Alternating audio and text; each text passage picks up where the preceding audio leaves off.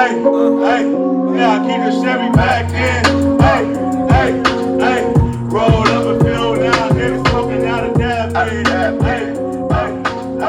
Keezy Kuts like joints, I don't really want. This is Ando with Tulsa Lines Podcast with another episode. Today we have a special guest, none other than the Kusher himself, the one that helped popularize the term pre-roll. You call him Kusher T. Washington and a whole list of other names. We're talking about Keezy Kuts. And he sat down with us, took some time out of his day to let us know what he's working on in 2020. Let's get into the interview. You've popularized the word pre-roll. What's the meaning behind that? The meaning behind pre-roll, it came from us just being downtown all the time for rap shows as the Sound Pony and the Yeti. It was about being prepared, not having to roll up or carry sacks of bud on you. You just come with a few pre-rolls and get right to it. Okay. So you're known for doing crazy freestyles. Either that's in the car, whether that's in the studio. Do you like writing down music more, or you just like the feeling of just freestyling? The only thing I do is freestyle. Like, I used to have a bar I used to spit that said, I don't write it because I got arthritis. And now, like, I literally do have arthritis when it comes to writing.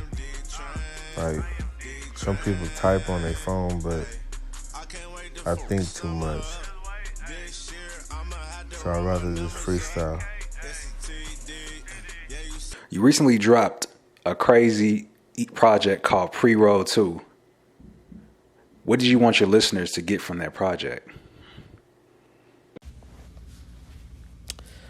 I want listeners to find at least one song that they can listen to on a daily or add to their most popular playlist. You know, I try to make music for the viewer or listener to understand or relate to. Very simple. That way, I try to do a lot of visuals to the songs. That way, the listeners can actually understand why my style is a certain way. I feel like the visuals actually give it a better feel. But after hearing Pre-Roll 2, you should know exactly what Keezy Kuts is all about. So speaking about the album, what's one line from the project that you feel went over people's heads? I know the line that went over a lot of people's head was on Cook when I said, I'm off the top and yes, I'm red-handed. You got me. I said that because, you know, all my music is freestyle. So when I say I'm going off the top, I'm literally going off the top of the head. That's why I said I'm off the top and yes, I'm red-handed. So like, yeah, like, you caught me red-handed, you know what I'm saying? I'm in the middle of the freestyle, you caught me red-handed. And last but not least, I had to know, what's next for Keezy Kuts in 2020? Man, next for Keezy Kuts 2020, man, we just gonna keep pushing the brand. We now rocking with Pre-Roll Code LLC. You know what I'm saying? We'll have more music dropping.